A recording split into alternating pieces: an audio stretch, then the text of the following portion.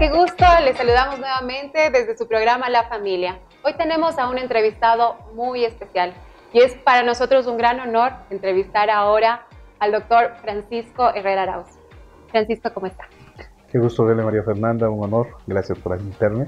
Muchísimas gracias. Sí, como dice María Fernanda, es para nosotros un placer tener aquí en nuestro programa a una persona innovadora, una persona que hace 15 años pensó mucho más allá de lo que la gente normal en ese tiempo pensaba.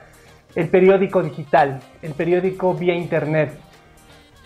Doctor, ¿cómo llega esa idea a usted? ¿Cómo nace este proyecto Ecuador Inmediato? Bueno, Ecuador Inmediato es la suma de una serie de experiencias. ¿Ya? Yo soy ya 40 años periodista. Había retornado de la misión como diplomático. Yo fui embajador de Ecuador en México. Y allá surgió la necesidad de informar al Ecuador que está presente en México a través de sus migrantes, que son un tanto distintos, ¿no? Allá la migración es de alto nivel, es cultural, es una migración profesional, técnicos, profesores, estudiantes de las universidades mexicanas, y entonces todos ellos nos pedían de dónde nos podemos informar. Entonces yo tenía un sistema incorporado de dossier a las redes sociales en ese entonces que estaban incipientes, muy abajo, pero consideramos que era oportuno hacerlo y fundé para el Servicio Exterior Ecuatoriano, fue aprobado por la doctora Nina Pacari, que era canciller en ese entonces. En el 2003, la primera agencia de noticias de Ecuador para los medios en el exterior, se llamaba Ecuamex. Es la pauta inicial. Cuando yo retorno, me encuentro con la necesidad de informar y descubrir del internet las posibilidades, entre ellas el informar inmediatamente. Vamos, el decirlo, contar en ese momento, satisfacer la necesidad de información. ¿Cómo fueron esas primeras informaciones? ¿Qué impacto tuvieron? ¿Cómo lo recibió el público? ¿Cómo se sintió usted al salir con todo este nuevo sistema, esta nueva idea, este nuevo concepto de informar al público? Fue interesante porque no se entendía al principio qué era lo que queríamos hacer. Los periódicos se habían limitado a poner muchas veces su portada en la web, las radios se limitaron a conectar algo al cable, la televisión no transmitía por internet, de manera que llegar con una idea de hacer un periódico instantáneo es rara, y al principio nosotros conseguimos que sean los medios de comunicación y los periodistas nuestros primeros asistentes, nuestra primera parte de ese público. Y luego ya se regó en cuestión de días, digo yo. Nosotros salimos el 10 de agosto del 2004. En cuestión de días eso salió y se regó. Al final de agosto nosotros ya teníamos un público sólido. Yo siempre cuento que el primer día tuvimos 35 visitantes. Yo creo que éramos nosotros mismos. yo espero, doctor, con todo, sí, respetando las comparaciones, que nosotros también tengamos un público, los primeros programas, así fuerte. Bueno, sí, yo sí les deseo todo eso. A ver, vamos. Para nosotros fue abrir camino. Hasta ahora seguimos abriendo camino. Hasta ahora. Sigue siendo el referente de Ecuador al mundo, Ecuador Inmediato. Los otros medios mantienen, han desarrollado tecnologías, innovación y demás, pero la información instantánea, la información inmediata, sobre todo con mucha credibilidad, es la que nos mantiene como los líderes en términos informativos, los referentes en términos informativos. Nuestro material es muy usado, muy utilizado para nuestra promoción como país ante el mundo, y eso creo que ya es altamente positivo. Sí nos da gusto, al menos en lo personal a mí, ser ya parte de la historia del país. Y digo porque, fíjate un detalle muy bonito, nosotros salimos en el 2004 y 5 años después, es el 2009, el bicentenario de la independencia de Ecuador.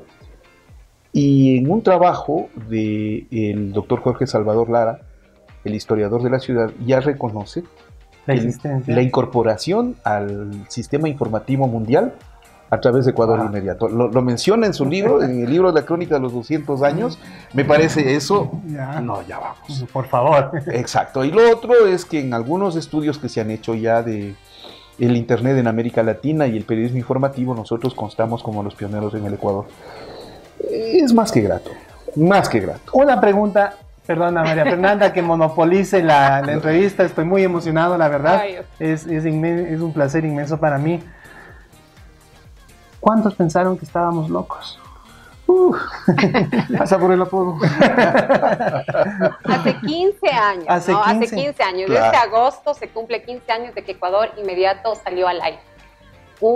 En manos de un periodista completamente visionario, futurista completamente, porque creo yo que hace 15 años, si ustedes dan un poquito retro en sus cabezas, en sus mentes, pensar que hace 15 años no había redes sociales como estamos conversando, y el tema de la transmisión era completamente... Era por teléfono. Claro. El dial-up. Claro. Era la conexión a un módem Pero que era... por teléfono. No, era más que lento. Claro. Era lentísimo. O sea, sí fue una aventura. No nos imaginamos la fibra óptica. Uh-huh.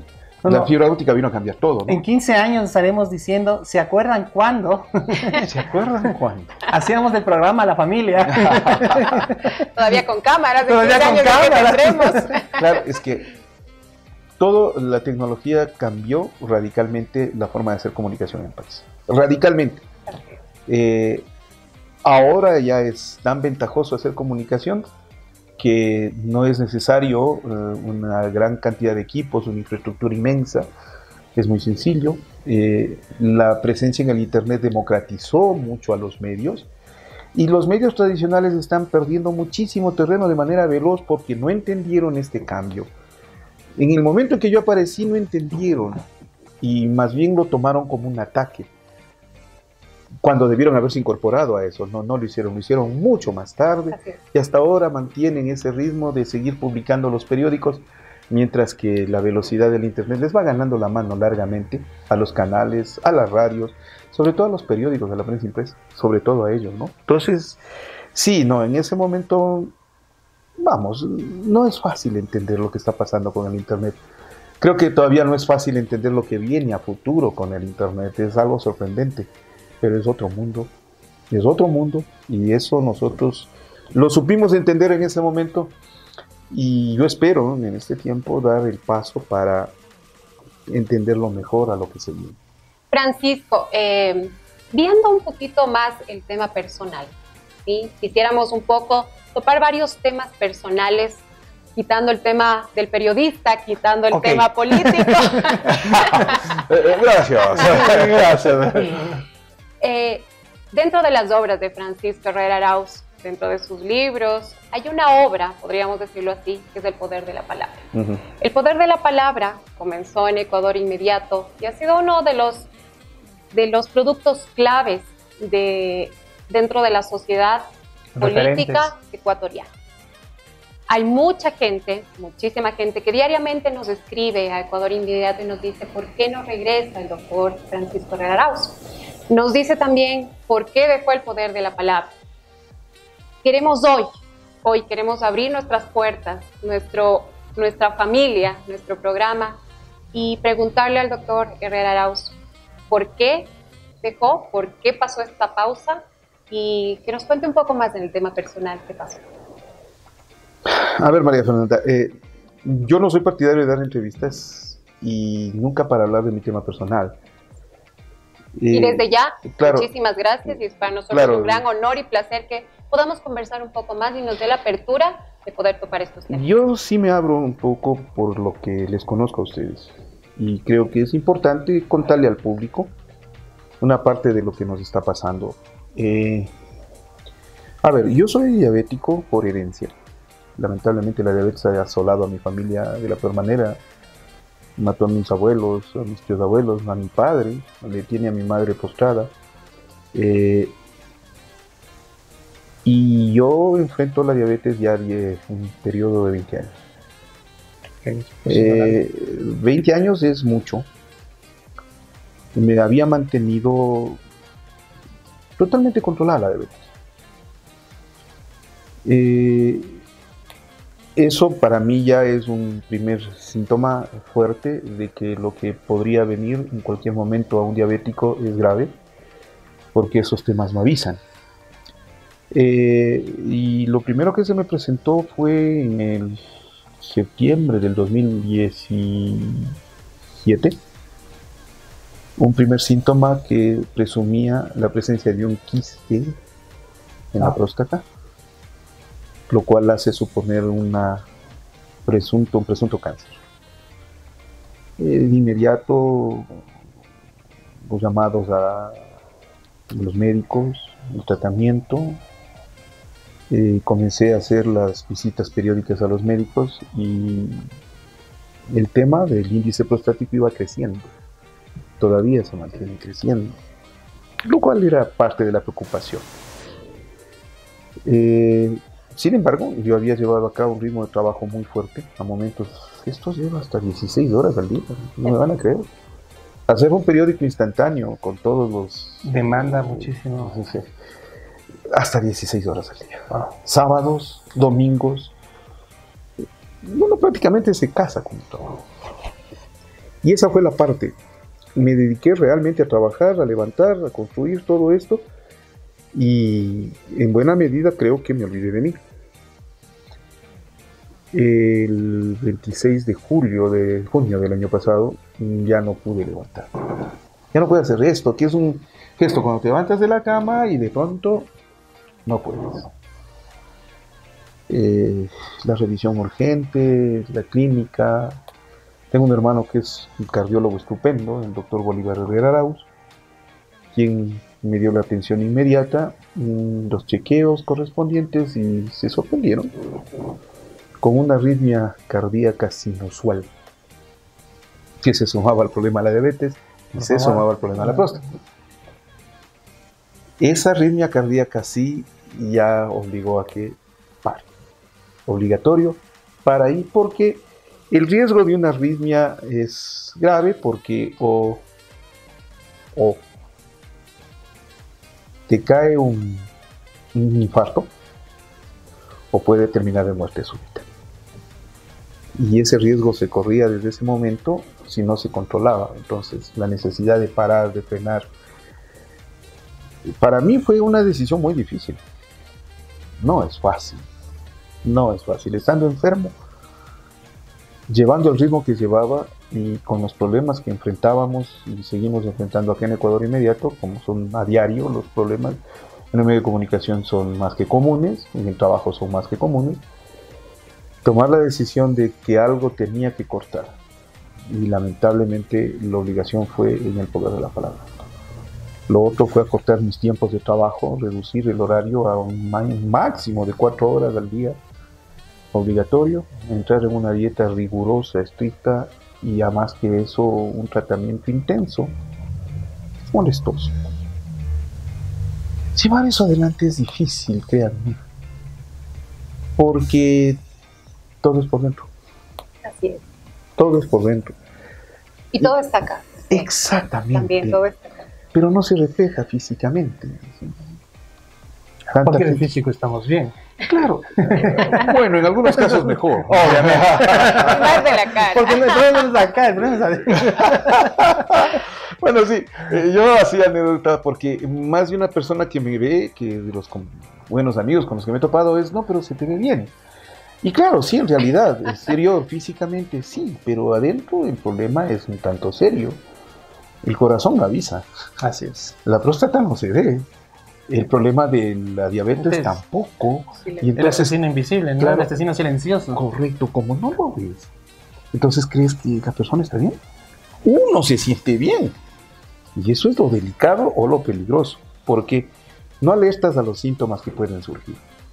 Yo hacía referencia a una broma de don Aurelio Pérez, el que era vicepresidente de Televisa, que fue muy amigo mío allá en la embajada en esos tiempos. Él tenía un cáncer de páncreas. Y claro, diabético, no se le notaba. Y entonces cuando la gente se acercaba donde don Aurelio decía, pero don Aurelio, pero se le ve bien, sí, pues que de la cara no estoy enfermo. Eso es lo malo. Entonces, ¿qué pasó? Bueno, pasó lo que tenía que pasar. Es decir, Tomar el descanso. no, frenarme, cambiar totalmente de vida. me ha tocado cambiar de vida. Y eso repercutió lamentablemente en dos términos. El primero, buena parte de los amigos que conversaron conmigo, que tienen acceso a mi privacidad, me hablo de mis teléfonos o mi casa o a cada momento en la oficina, bueno, son solidarios y demás. Y otra parte del público que no es conocida mía, pero que aprovecha las redes sociales. Han estado atentos y pendientes. Sí. Yo debo manifestar que hay gente que ha hecho realmente manifestaciones hermosas de vida. De esas en las que te dicen desde un consejo simple o una oración profunda. Palabras te llenan, ¿verdad? Claro, ¿no?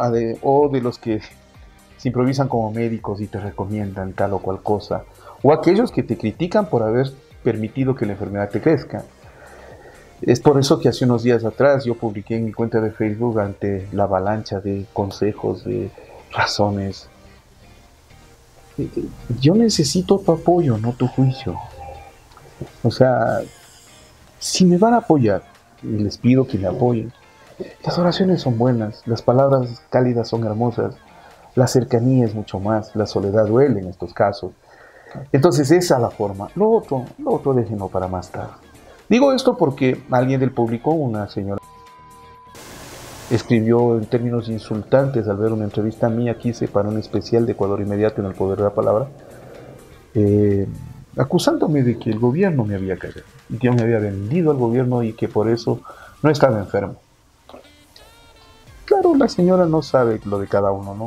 A mí lo que más me da es compasión por la señora, porque asumo que ella nunca estará enferma, y si es que llega su enfermedad, le van a juzgar con la misma dureza con la que ella me estaba juzgando, y además acusándome falsamente. ¿Qué es lo que más duele a veces? ¿Qué es lo que más duele a veces? ¿No es cierto? Francisco, la palabra cáncer que ha tocado en esta sociedad, en esta nueva era, muchos hogares, muchísimas familias. Lo hablo personalmente porque he sido también víctima de. Somos... Pero vencedora. Exactamente. Fui víctima en algún momento y me siento completamente conectada con Francisco en el tema de vencer cada día una enfermedad que es muy latente, que yo digo a veces, la siento, y a veces digo es como una bomba de tiempo que uno lleva cargando en su espalda o en sus manos. Esto es algo fuerte que cuando a ti te dicen por primera vez, es un cúmulo de emociones. ¿Qué sintió Francisco Herrera Arauz el momento de enterarse de una noticia? Ay, María Fernanda, qué pregunta. Es una pregunta fuerte. Mira, digo la verdad porque para mí, yo te digo, terrible. Francisco, a mí fue como que me metieron en una licuadora y yo decía, ¿a qué hora va a parar esto? Claro. A ver, yo lo que hice en ese momento fue comenzar a regresar a mi vida. Regresar a ver lo que había vivido. Encontrar muchísimos errores, muchísimas virtudes, si es que quieres, si quieren llamarlas así. Evaluar la vida de uno es un tema muy difícil, Sí. pero vale la pena. Y me encontré con algo que a mí me encantó, me fascinó. Es lo que conversábamos hace un momento con Francisco. Es decir, bueno, a ver, yo ya hice historia. Ya estoy en la historia. Ya estoy en la historia. Y ya hice algo trascendente de mi vida.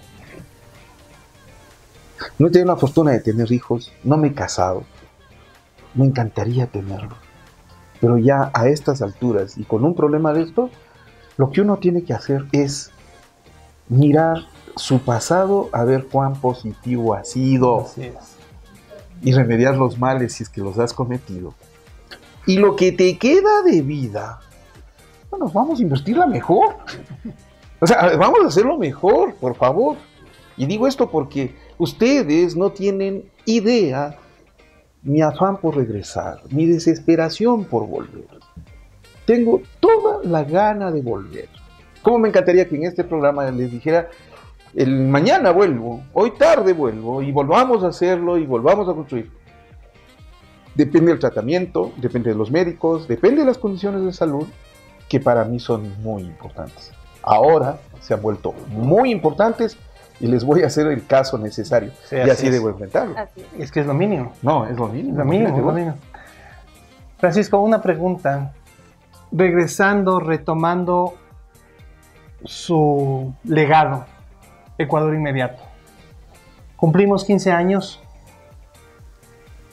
En breves palabras, ¿cómo ve la política hace 15 años? ¿Cómo la ve ahora? ¿Ha cambiado? ¿Se mantiene? ¿Tenemos nuevos esquemas? ¿Cómo ve Francisco Herrera Arauz la política con la que empezó y la política que tenemos al día de hoy? Claro. Qué difícil es el padre. Además, les cuento que es muy difícil ser entrevistado. Porque es una cosa de ser lindo, pero no, es sentarse acá al otro lado de la barba y decir las cosas. Yo lo encuentro radicalmente diferente, Francisco, porque cuando nosotros salimos, había el tumulto de los forajidos que terminó con el gobierno del coronel ingeniero Lucio Gutiérrez. 15 años después, encuentro el mismo tumulto, pero ya no en las calles, sino en las redes sociales. La misma forma de linchar mediáticamente en ese momento, ahora se la aplica desde cualquier computador o de cualquier teléfono. Es decir, encuentro que en la política ha incidido muchísimo el Internet, ha incidido muchísimo las redes sociales, inciden a este momento con perspectivas de futuro las nuevas formas de comunicación, para las cuales toda la sociedad entera no está preparada, no está lista, no lo ha previsto y poco a poco va asombrándose de cómo, yo digo, por ejemplo, te quitan la privacidad, te quitan la independencia, te quitan tu libertad, te restringen tu pensamiento y lo van concentrando en paquetes dentro de las redes sociales, con lo cual reducen a la sociedad a invisibilizarnos a todos y solamente destacan los que tienen mayor capacidad de ataque o los que son capaces de sorprender con algo político o alguna denuncia por lo bizarro de la misma. Entonces, la política de ese momento a la política actual hay una diferencia enorme. Por eso sirve de mucho hacer comunicación con principios, con valores, con niveles de objetividad, con niveles de alta valoración de lo que es la ética, porque eso finalmente es lo que queda. El Twitter desaparece.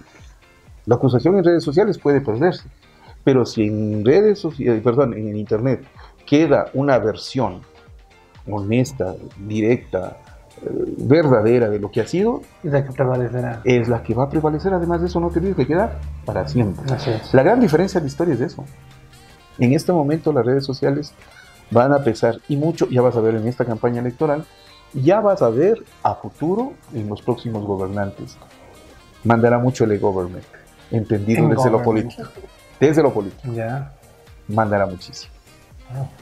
Cuando uno se enfrenta a situaciones difíciles de salud en la vida personal, yo creo que se enfrenta también a muchos cambios. Cambios psicológicos, cambios en cuanto a la familia, uno se encuentra con muchas actitudes, muchos miedos, muchos temores, pero hay cambios, porque los he vivido, hay cambios extremos dentro de una persona.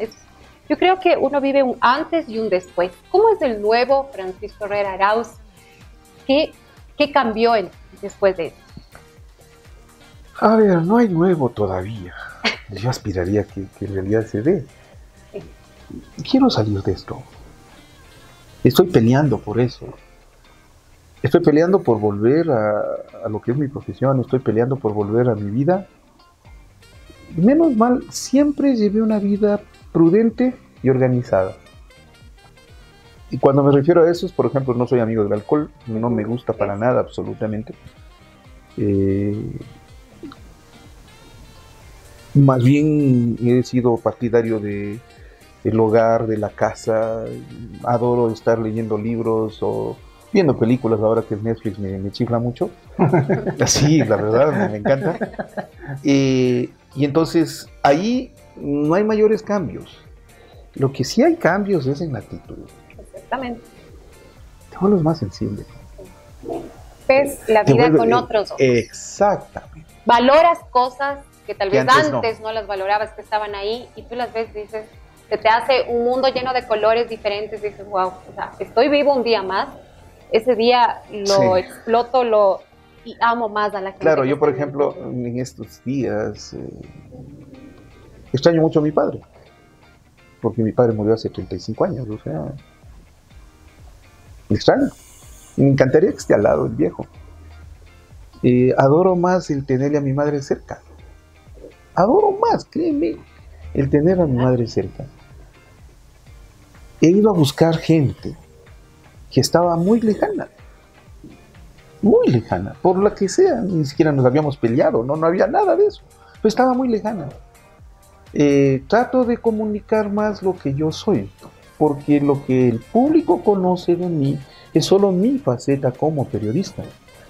Y eso es bueno y es malo, porque muchos no sienten que atrás de un periodista hay un ser humano que está sufriendo y que puede ahora sí entender de mejor manera el sufrimiento de otros. No hay mejor experiencia que la de uno propio.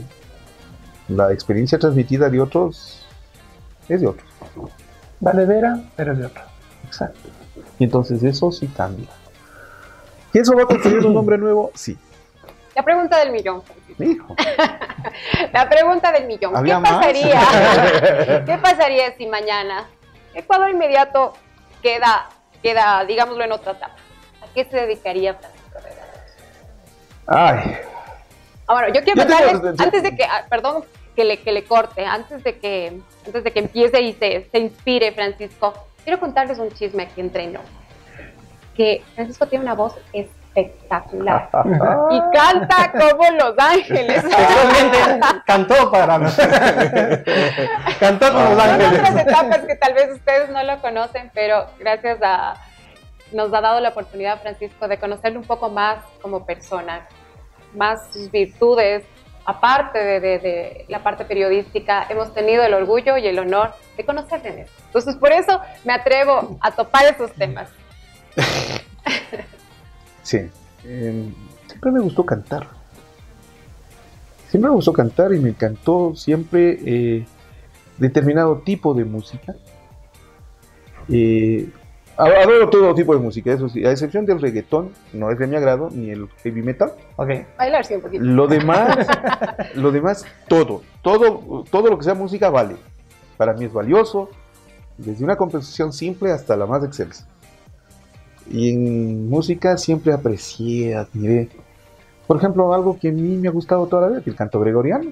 Les parecerá raro, pero sí, a mí me gusta mucho. Compartimos ese Claro. gusto. Porque es excelso, Sí, fíjate, es no, una no, no, cosa es una cosa, no sé si Elegante, es una cosa que te llega al Pero es alma, una al cosa que uno corazón. y lo peor, no sé si le pasa a usted, pero es una cosa que lo disfruta uno. O sea, cuando yo escucho Y te sublima. y te tranquiliza y te viene. Exactamente. Entonces, no, sí, de verdad. Entonces sí, ¿qué quiero hacer si es que yo ya tomo una decisión de apartarme?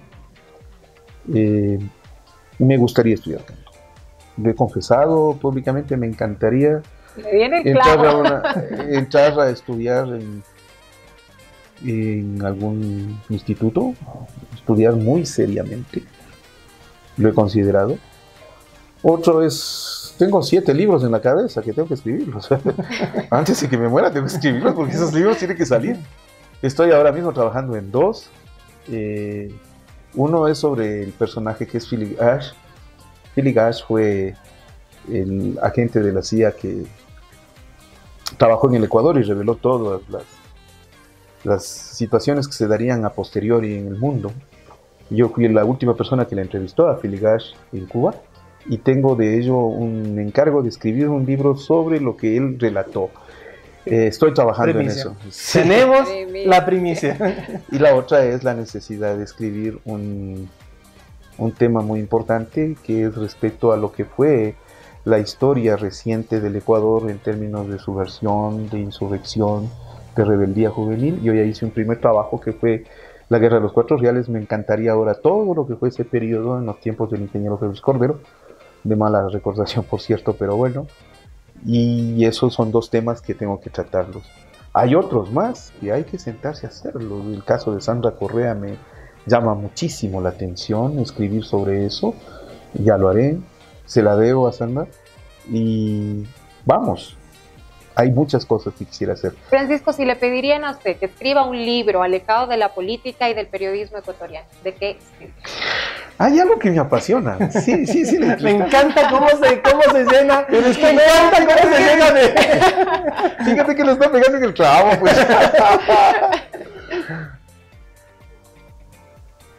¿Qué pasó el 10 de agosto de 1809? Me he sentado a leer hoy, porque creo que el 10º libro sobre el tema, y cada vez me fascina más cómo fue concibiéndose esa idea de independencia. Fíjate que si le ponemos muy en serio al asunto, Pero si le graficamos un poco. el 10 de agosto de 1809, Quito fue capaz de derrotar al imperio más grande que ha tenido la humanidad. El imperio español controlaba Del mundo. todo un continente. Sí. Y lo tumbamos, empezamos nosotros tumbando un imperio de ese volumen. Entonces, yo ahí quisiera hacer una novela. Bien dice Michel Korda, que es un escritor, que dice, también se puede decir la verdad desde una novela. Claro, sí. Y entonces quisiera hacer una novela de un personaje que me apasiona, que es, vamos, se da el 10 de agosto, pero previo hay una conspiración la noche de Navidad de 1808, en que les descubren a los conspiradores en la finca de Juan Pío Montúfar y se abre un proceso. Pero en un momento determinado, en marzo de 1809, el proceso se perdió. Alguien se lo robó. Y yo le estoy siguiendo la pista a ese alguien que se roba el proceso, y ese alguien después continúa como nexo con el proceso independentista y que termina en el 2 de agosto de 1810 en la masacre. Ese personaje a mí me fascina. Me encantaría construir una novela, fíjate que es radicalmente distinta al periodismo y a la historia, a la política. Perdón, a la historia sí, pero a la política no tanto. Y llegar a seguir los pasos. Ahí está la nueva idea del siguiente libro. O sea, sí lo haría. Claro que sí. No es que me guste ser chismosa, la verdad, no es que me guste ser chismosa. Quedó Pero clarísimo. sí me gusta recalcar las virtudes que una persona tiene. Ahí donde le ven al doctor Francisco Herrera Arauz, cocina también como los dioses. Ok, eso está. La vida del doctor Francisco Herrera Arauz, al desnudo. Hemos sido testigos y gustosamente y muy agradecidos nos hemos podido sentar a su mesa y a poder verlo cocinar ante nosotros. Y es más, todo un show. Es más, tenemos todo... una promesa. Diga usted. El doctor va a venir a preparar Exactamente. un plato mexicano que es su especialidad. Un plato mexicano. Nos lo tiene prometido. Doctor, Bueno, la bola está en su cancha. Bueno, eso ya quedó grabado. Me encanta cocinar. Me encanta cocinar, es otra de las pasiones. Sí, ¿por qué? Desde... Yo recuerdo, esto empezó cuando mi hermano Bolívar fue a la rural, él le tocó en Palmira, en el centro del país, en la provincia de Chimborazo, pues en la mitad de la nada. Entonces él tenía que llevar toda la comida para preparar allá. Y entonces a él le tocó aprender a cocinar y yo le acompañé a mi hermano y entonces, vamos, me tocó a mí también aprender a cocinar. Y entonces ahí ves cuán valioso es que un ser humano sepa prepararse sus alimentos. Además, no te mueres de hambre. Hechos de manera deliciosa, porque cualquiera puede hacer un arroz, pero una paella como el otro día, pero es otra cosa. No les cuento, ¿no? Puedes tener ganas. Sí, y entonces entiendes eso y le vas siguiendo despacito la pista. Con el tiempo comienzan a gustarte los libros de cocina, la cocina en casa. Tengo una maestra estupenda como mi madre, doña Zoila Arauz, realmente cocina divino la señora. Y entonces vas despacito aprendiendo poco a poco. Y ahora ya las cosas han cambiado tanto que en el internet encuentras recetas de lo que sea. O en los programas, en los canales. Hay 2 canales que a mí me encantan. El Gourmet, les mando un saludo a los del Gourmet porque me caen repadre, como digo, son muy buenos. Cuando inauguraron acá el el canal en Ecuador, vinieron y nos invitaron a los que nos gustaba la cocina y yo fui un privilegiado en compartir con ellos. Es un canal que me encanta, el gourmet. Y entonces aprendes despacito y con el tiempo te das cuenta que no solo es lo que puede estar en las recetas, sino tu propia iniciativa. Lo que tú puedes poner, tu propia creatividad. Y luego, bueno, ya donde yo digo que fue mi universidad fue en los Scouts, porque claro, yo era dirigente y entonces tienes que cocinar para 50, pues. Y tienes que enseñarles a los chicos a cocinar. Y ahí tienes que privilegiar el sentido de la excelencia. Es decir, no es lo mismo que comas carne quemada a un pedazo de carne frito, asado, al fuego, a la brasa, excelente. La excelencia. Hay un nivel en el cual el chico valora y aprende eso. Pues yo les decía a las mamás que cuando me las mandaban, les decía, espere que vuelva. Ahora, a ver, ahorita se lo mando. Ahorita se lo mando. Va a ver cuando vuelve lo que se va a encontrar. Y se va a encontrar con que uno aprecia más la comida. Como tú dices, cuando uno la prepara. Así es que, sí, bueno, en cuanto de que tengo que cocinar para vos, bueno, ya estuvo, está bien. Ya rugiste. Ya rugiste, León. Hemos tenido el gusto, con todo el cariño y el respeto que le tenemos, Francisco, de que esté aquí sentado con nosotros en La Familia. Hemos ahondado un poquito temas personales. Francisco es una persona que tiene horas para conversar y lo vamos a comprometer para tenerlo más seguido aquí, para que nos cuente más sus historias, alejado del tema político o cerca del tema político o periodístico. Tal vez el tema político visto desde otras formas, porque la política yo pienso que se puede abordar de diferentes formas, diferentes ámbitos. Una persona tan preparada, estoy más que seguro que tendrá muchas ópticas que nos podrá indicar, nos podrá enseñar. Amigos, les agradecemos muchísimo, gracias por habernos acompañado. Es el doctor Francisco Herrera Arauz, director general de Ecuador Inmediato. María Fernanda, un gusto compartir contigo. Muchísimas gracias. Gracias a ti, María Fernanda. Francisco, por esas palabras. Es un honor. Nos comprometemos a que tendremos otras entrevistas mucho más interesantes, conocer todas las pasiones del doctor Francisco Herrera Arauz. Gracias.